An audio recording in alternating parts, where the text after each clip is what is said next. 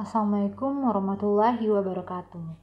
Halo semua, kembali lagi pada video pembahasan studi kasus mengenai analisis jaringan.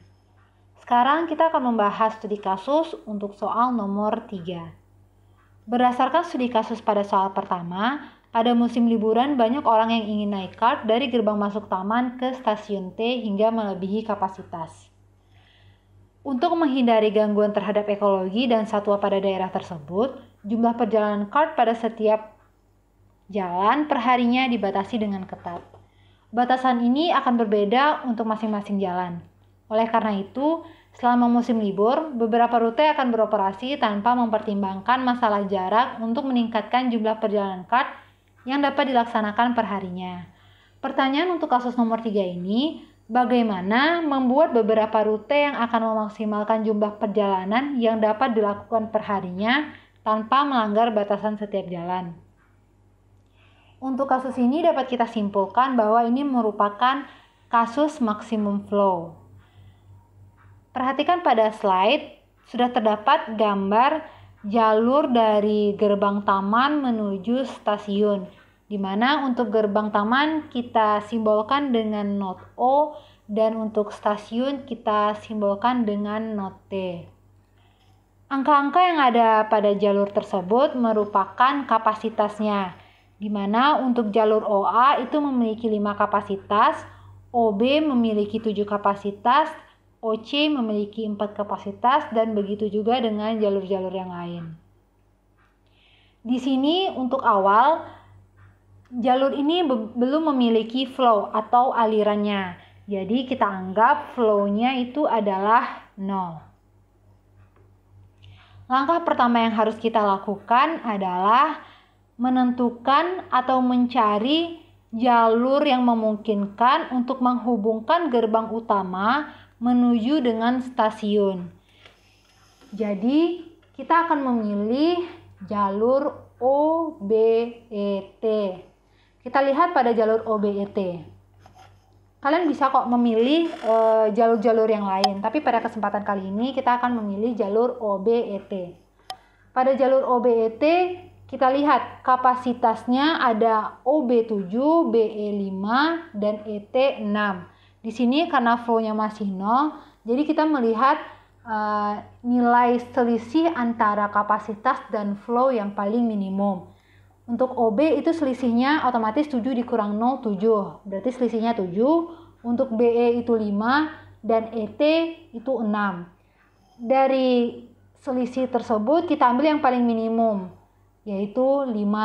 Berarti pada iterasi pertama, aliran yang masuk ke gerbang atau not O kita buatkan 5. OB juga 5 flow-nya, dan BE juga 5 dan ET juga 5. Jadi alur yang keluar otomatis juga 5 karena alur masuk sama dengan alur keluar. Jadi pada OBET kita lihat apakah sudah ada aliran yang maksimum. Kita perhatikan pada jalur BE.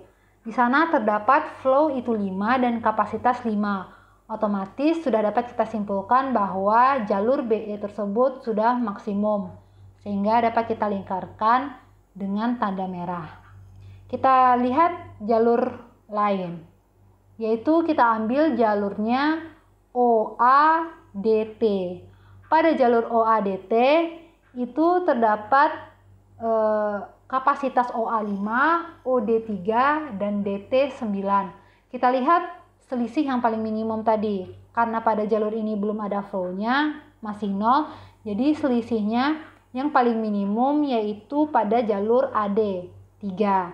Jadi kita tambahkan pada masing-masing flow di jalur tersebut dengan angka 3. Pada iterasi kedua sudah kita tambahkan untuk aliran masuk, kita tambahkan 3, berarti 5 ditambah 3, 8. OA flow-nya ditambahkan 0 ditambah 3, 3. OD3 dan DT3, sehingga aliran keluarnya juga 5 ditambah 3 sama dengan 8. Pada jalur ini kita lihat apakah sudah ada aliran yang maksimum, dan ternyata pada jalur AD itu sudah maksimum, di mana selisihnya sudah 0, flow-nya 3 dan kapasitasnya juga 3. Jadi sudah memenuhi. Jadi kita lingkari juga dengan angka merah. Lanjut kita cari jalur lainnya yang memungkinkan menghubungkan not O dengan not T. Yaitu kita ambil jalur O, A, B, D, T. Pada jalur O, A, B, D, T, kita lihat mana selisih yang paling minimum. Untuk OA itu selisihnya 5 dikurang 3 sama dengan 2. Untuk BD itu selisihnya 4 dikurang 0, 4. Dan untuk DT itu selisihnya 9 dikurang 3, 6. Jadi yang paling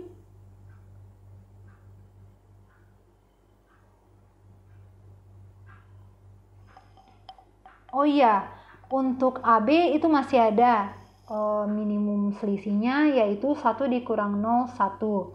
Jadi untuk jalur OABDT kita memiliki nilai yang paling minimum, maksudnya adalah 1.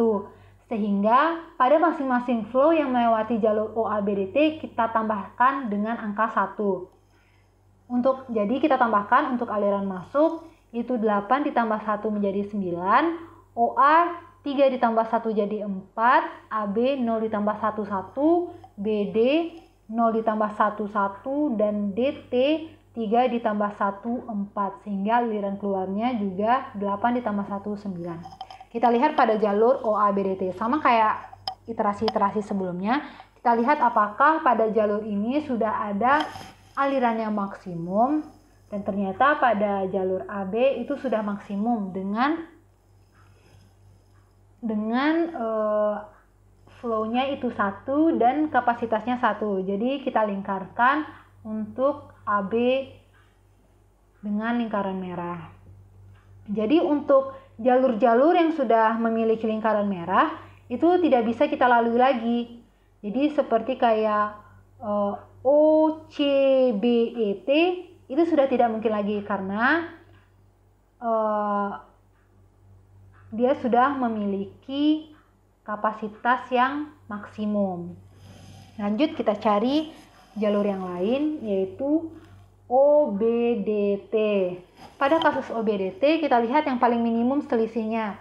OB itu selisihnya 2, BD itu selisihnya 3, dan DT itu selisihnya 5. Jadi yang paling minimum kita ambil selisih 2 pada jalur OB. Jadi untuk iterasi 4 sama-sama kita tambahkan 2. Jadi 9 ditambah 2, 11 untuk aliran masuknya. OB dari 5 kita tambahkan 2 jadi 7.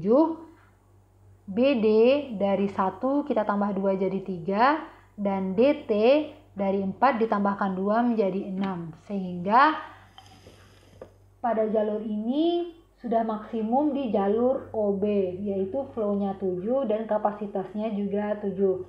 Sehingga kita lingkari dengan tanda merah.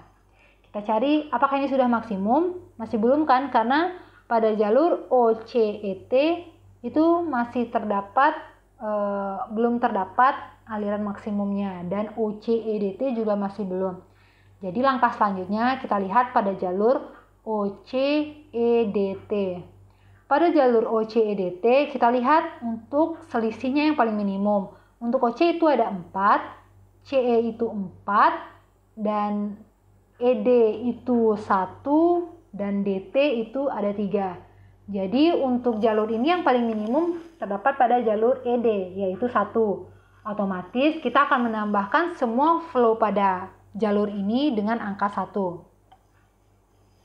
Untuk aliran masuknya itu menjadi 12. OC kita tambahkan 0 ditambah 1, 1. CE kita tambahkan untuk menjadi 1.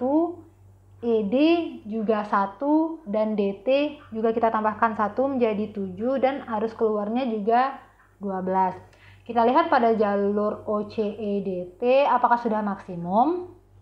Sudah kan, pada jalur ED itu sudah maksimum karena flow-nya 1 dan kapasitasnya 1, otomatis itu sudah terpenuhi. Sehingga kita lingkari dengan warna merah. Apakah masih ada jalur yang belum memiliki aliran maksimum? Masih ada kan pada jalur OCET. Jadi kita lihat jalur terakhir yang mau kita lalui. OCET, berapakah nilai minimumnya? Yaitu 1 pada jalur ET, karena kapasitas dikurang flow 6 dikurang 5 sama dengan 1. Sehingga pada jalur OCET kita sama-sama menambahkan angka 1. Kita lihat pada iterasi ke-6. Kita masukkan angka 1 untuk aliran masuknya jadi 13. Untuk OC kita tambahkan dengan 1 juga menjadi 2. CE itu ditambahkan dengan 1 juga menjadi 2. Dan ET kita tambahkan 1 juga menjadi 6. Jadi untuk aliran keluarnya juga 12 ditambah 1, 13. Kita lihat apakah di OCET sudah ada yang maksimum. Sudah kan pada jalur ET, di mana flow-nya adalah 6 dan kapasitasnya 6. Sehingga pada jalur tersebut sudah memenuhi kapasitasnya. Otomatis dapat kita, karena semuanya sudah ditemukan masing-masing jalur aliran maksimumnya, sudah dapat kita simpulkan solusi optimalnya. Dapat dilihat pada slide solusi optimalnya, di mana alirannya tersebut bernilai 13. Karena aliran masuknya akan sama dengan aliran keluar. Sehingga untuk jalur barunya dapat kita buatkan yang baru dengan nilai flow-nya. Dimana pada iterasi ke-6 tadi nilai flow-nya untuk OA itu 4, maka di solusi optimal kita buatkan 4. Pada OB itu nilai flow-nya 7, berarti di solusi optimal kita buatkan 7. Dan di OC flow-nya juga 2, berarti di solusi optimal kita buatkan 2. Begitu juga dengan jalur-jalur yang lain. Maka kita sudah menemukan jumlah maksimal perjalanan yang dapat dilakukan per harinya tanpa melanggar batasan setiap jalan. Sampai di sini semuanya paham kan? Baik, sekian penyampaian dan pembahasan mengenai studi kasus nomor 3 tentang masalah maksimum flow. Terima kasih.